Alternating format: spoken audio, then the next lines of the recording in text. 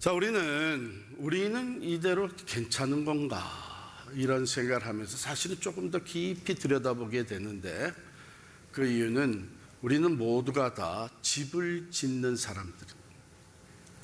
우리가 짓는 집 중에 가장 중요한 집이 인생의 집이에요. 저런 집들 전부가 다 우리 인생이 들어가서 어떻게 사용하고 어떻게 즐기고 어떻게 행복하게 살 것인가 수단인데, 정작 가장 중요한 것은 어디에서 어떻게 살을지, 내 인생의 집을 내가 지금 어떻게 짓고 있느냐 하는 게 가장 중요합니다. 윌리엄 바클리라고 하는 신학자는요, 하나님은 우리에게 완성된 인생을 주시지 않고 인생의 재료를 제공해 주셨다, 이렇게 얘기를 합니다. 즉, 우리가 그 하나님이 주신 인생의 재료들을 사용을 해서 우리 각자의 인생의 집을 짓는 겁니다. 하나님 뭘 주셨나요? 재능도 주시고 지혜도 주시고 또 더불어 살아가는 사람들과의 관계도 주시고 가정을 주십니다.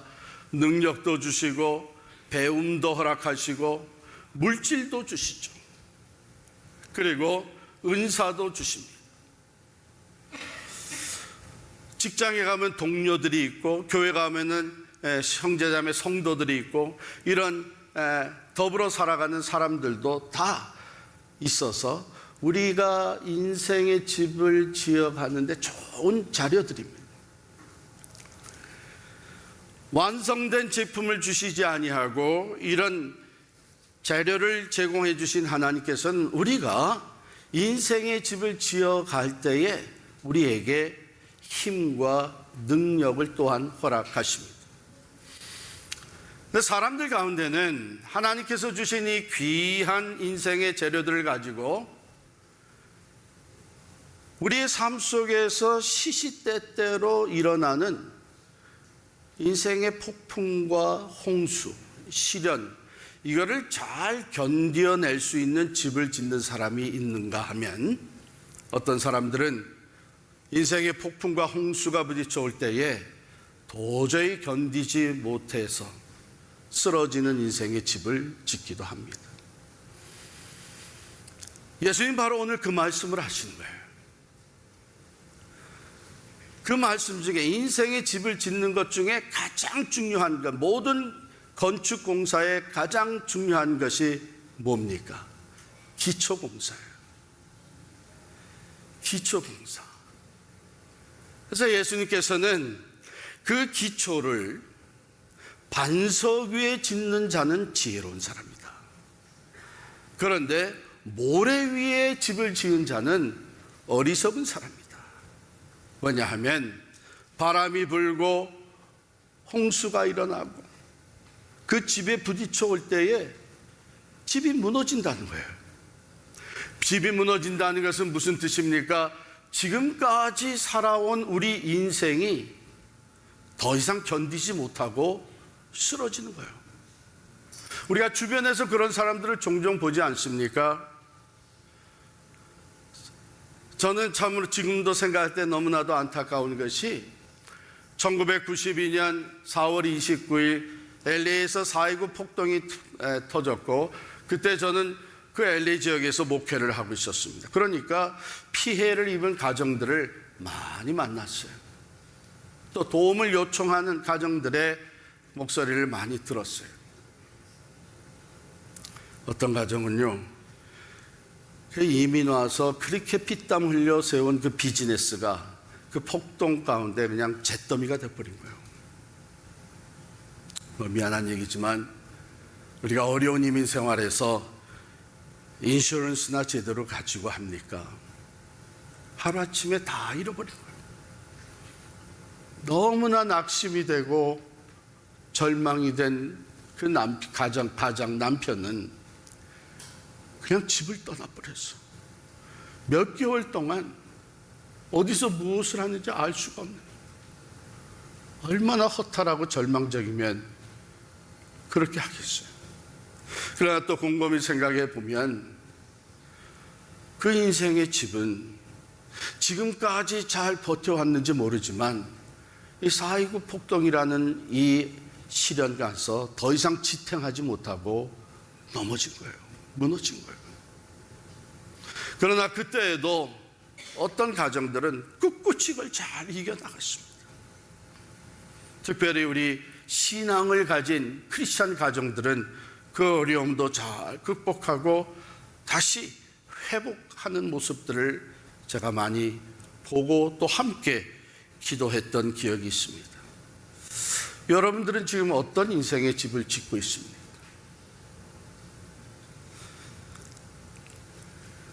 이게 든든히 서지 못하는 인생의 집을 짓는 사람들은 어떤 종류의 사람들이냐? 대부분이 인생을 다른 사람에게 보이려고 사는 사람들이에요.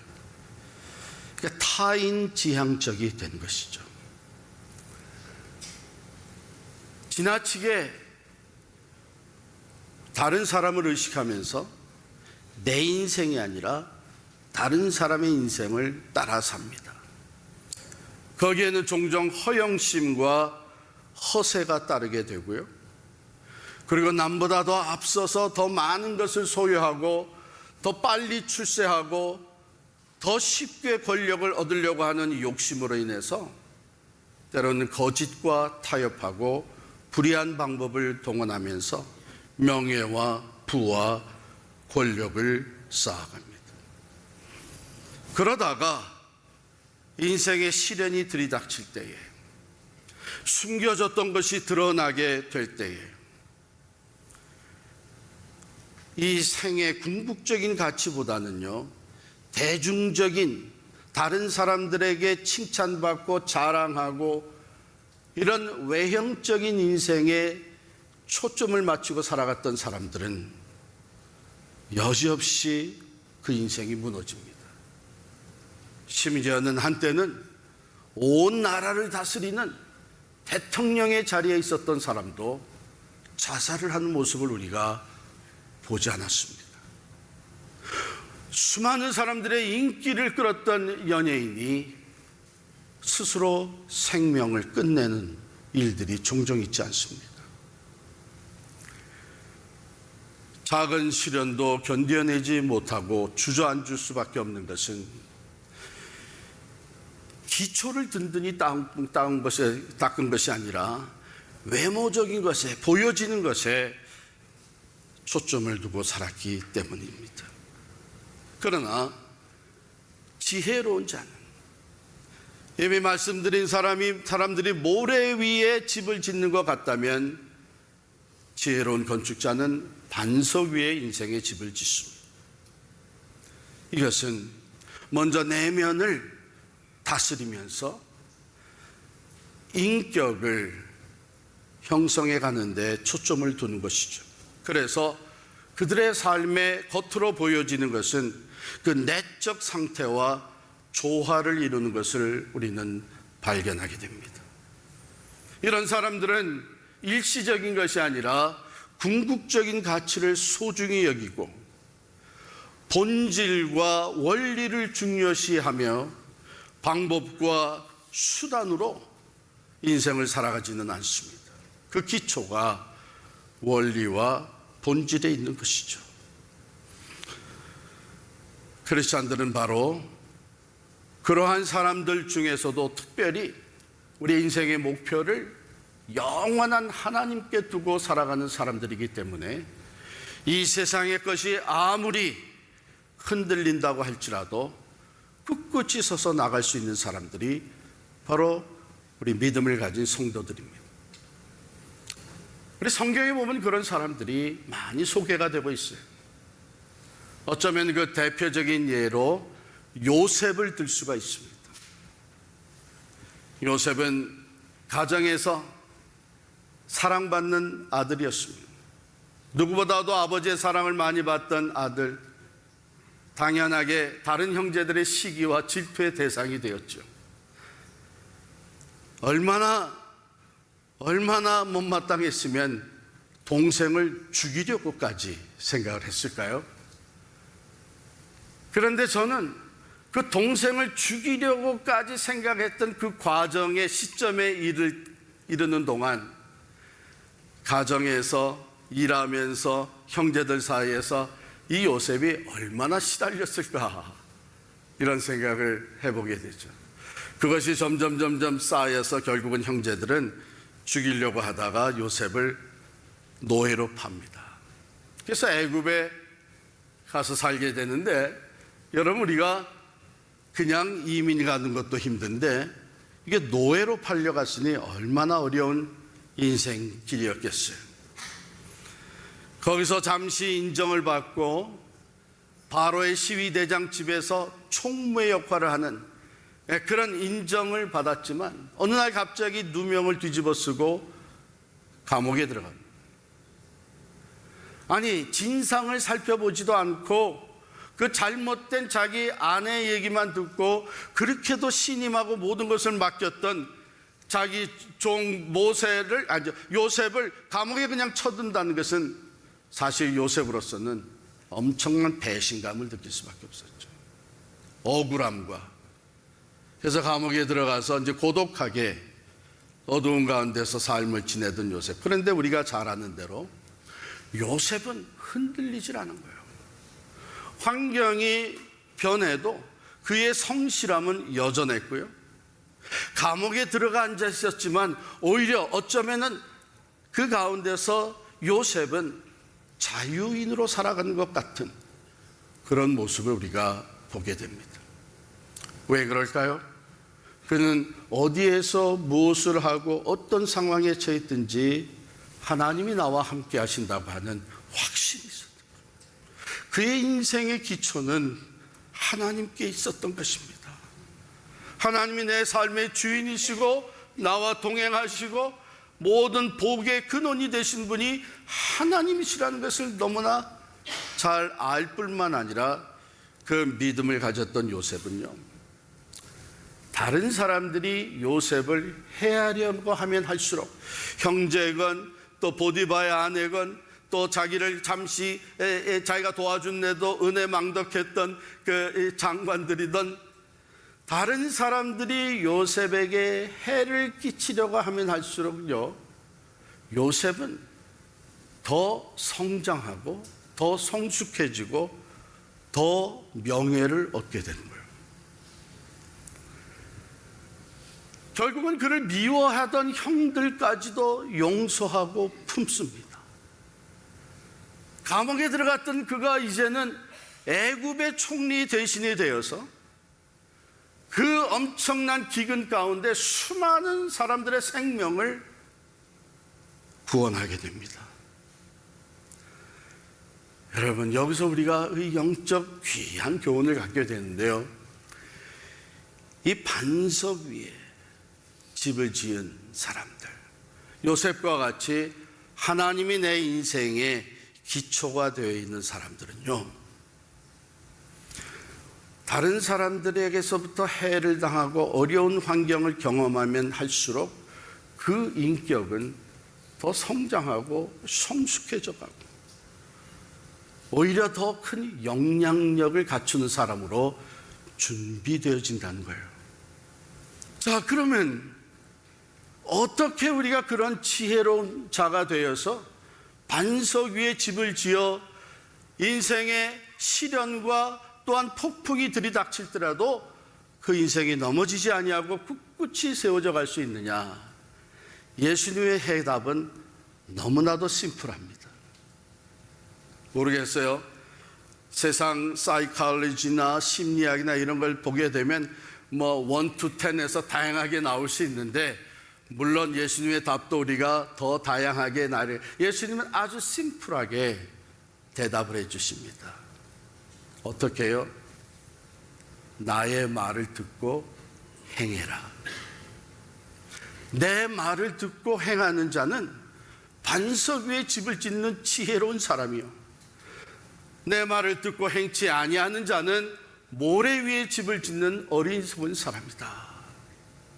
여러분, 여기서 이 반석은 예수 그리스도다 이렇게만 생각하는 것이 아니고 분명하게 예수님이 말씀하신 것은 예수님을 믿어도 예수의 말을 듣고 행하지 않는 사람은 여전히 어리석게 모래 위에 집을, 인생의 집을 짓고 있는 사람이에요.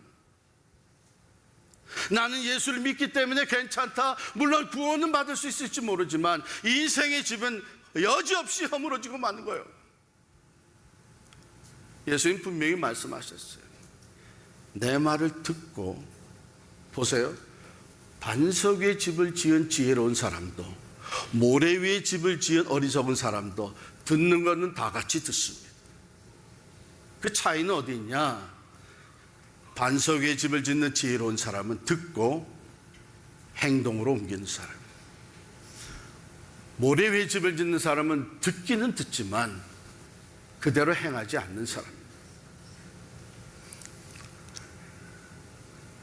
예수님께서는요, 이 말씀을 산상수훈, 마태복음 5장, 6장, 7절 그 예수님의 가르침의 가장 보화와 같은 산상수훈의 결론으로 주셨어요.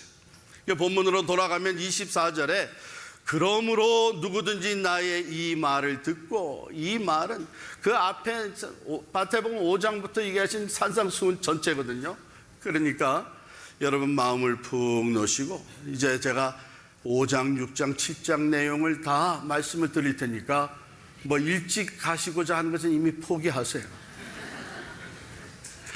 그런데 생각해 보면 제가 뭐 구체적으로 다 말씀드릴 필요도 없는 게, 이 산상수훈의 내용은 교회를 좀 다닌 사람들은 익히 다 알고 있는 거예요. 그러다 보니까 문제가 내가 지혜로운 건축자가 되지 못하는 것이 몰라서가 아니라 이 말씀을 듣고 행하지 않기 때문이다. 우리 스스로를 돌아보면서 그 말씀을 다시 한번 되새겨보면 좋겠습니다. 마태복음 5장엔 팔복으로 시작이 되잖아요. 심령이 가난한 자는 복이 있다. 우리의 심령이 하나님 앞에 겸손하게 내가 사는 것, 내가 내 힘으로 사는 것이 아니라 하나님의 도우심과 하나님의 은혜로 산다고 하는 이 가난한 심령, 애통하는 자는 복이 있다. 나의 부족하고 죄로 말미암아 하나님 앞에 슬피 울며 애통할 줄 알고, 이웃의 어려움을 보면서 나 몰라라 하는 것이 아니라 함께 고통을 나누면서 애통하며 기도할 줄 알고, 세상이 죄악으로 뒤덮여서 멸망에 치닫는 것을 보면서 애통하며 기도할 줄 아는 사람, 그런 사람이 복된 사람이니까 그런 사람이 되라는 거예요. 온유한 자가 복이 있다. 의에 줄이고 목마른 자가 복이 있다. 긍휼히 여길 줄 아는 자, 마음이 청결한 자가 되어서 하나님을 볼 수 있게 되는 것, 화평케 하는 자가 되어 하나님의 자녀다운 모습으로 살아가는 것, 의를 위해서 내가 핍박을 받을지라도 하나님의 의를 따라서 말씀을 따라 살 줄 아는 사람. 여러분, 이것이 팔복의 내용이에요. 그 다음에 계속됩니다. 어둡고 썩어져가는 세상 속에서 착한 행실을 하여 빛과 소금이 되고 그것으로 하나님께 영광을 돌리라. 하나님의 계명을 무시하지 마라. 천지는 없어질지라도 하나님의 계명은 1.1획도 사라지지 아니하고 그대로 다 이룬다고 했으니까 계명을 따라 사는 사람, 남에게 보이기 위한 경건이 아니라 진실된 사랑으로 구제하는 것, 남이 알아주기를 원해서 외식하며 사람들 앞에서 기도하며 금식하는 것이 아니라 은밀한 중에 계시는 하나님 앞에 나아가 기도하며 금식할 줄 아는 사람, 이 세상에 재물이 주어질 때에 그 보물을 어리석게 이 땅에 쌓아두지 말고 천국 창고에 보화를 쌓아둘 수 있는 지혜로운 사람, 아무리 세상 것이 좋아 보이고 자랑스러워 보일지라도 먼저 하나님의 나라와 의를 구하는 사람이 되라. 다른 사람 비판하지 마라. 그 비판이 배로 너에게 돌아올 것이다. 모든 일에 하나님께 구하고 찾고 문을 두드리는 기도의 사람이 되어라. 그거 넓은 길이라 그래서 함부로 따라가지 마라. 그것은 멸망의 길이 될 것이고 좁고 협착하지만 그 길이 생명의 길로 인도하는 길이다. 주여 주여 하는 입술의 신앙생활은 아무 의미가 없고 오히려 주님이 나는 전혀 너를 알지 못한다고 하실 것이니 오직 하나님의 뜻대로 살아가는 신앙인이 되어라. 이 말씀들을 다 담아서 산상수훈에 우리에게 주신 거예요. 그리고 결론으로, 그러므로 누구든지 나의 이 말을 듣고 행하는 자는 그 집을 반석 위에 지은 지혜로운 사람이다. 그러나 나의 이 말을 듣고 행하지 아니한 자는 모래 위에 집을 지은 어리석은 사람이 되어서 비가 내리고 창수가 나고 바람이 불어 그 인생의 집에 부딪힐 때에 그 무너짐이 심하다. 왜 그 무너짐이 심해요? 기초 자체가 흔들리기 때문에. 여러분이 너무나 지혜롭고 능력이 있고 의지력이 강하고 해서 남들이 극복하지 못하는 이 세상의 시련을, 인생의 그 폭풍을 다 막아낼 수 있을지는 몰라도 마지막 심판 앞에는 드러나지 않을 것이 없어. 마지막 심판은 하늘이 불에 타고 이 땅에, 이 세상의 모든 물질적인 것이 불에 타서 녹아진다고. 어느 누구도 그 심판을 자기의 의지와 능력으로 감당할 사람 아무도 없어. 그러나 우리 인생의 집을 반석 위에 삼위일체 하나님을 온전히 신뢰하고 믿는 믿음, 예수 그리스도의 말씀을 그대로 받아 실천하는 이 인생의 집을 진 사람들은 그날에 두려움이 아니라 소망 가운데 새 하늘과 새 땅을 바라보게 됩니다. 다시 오실 주님 마라나타 주 예수여 어서 오시옵소서. 오히려 기쁨으로 주를 환영하며 그 주님 앞에 점도 없고 흠도 없이 설 수 있는 인생의 집을 세워가게 되는 것입니다. 사랑하는 성도 여러분, 하나님께서는 우리 모두에게, 단 한 번의 인생을 살아가는 우리 모두에게 인생의 집을 지을 수 있는 귀한 재료들을 제공해 주셨습니다. 여러분은 지금 어떤 집을 짓고 계십니까? 우리 주변에서 일어나는 모든 일들을 보면서 여러분들은 이대로 괜찮습니까? 지금 이대로 괜찮습니까?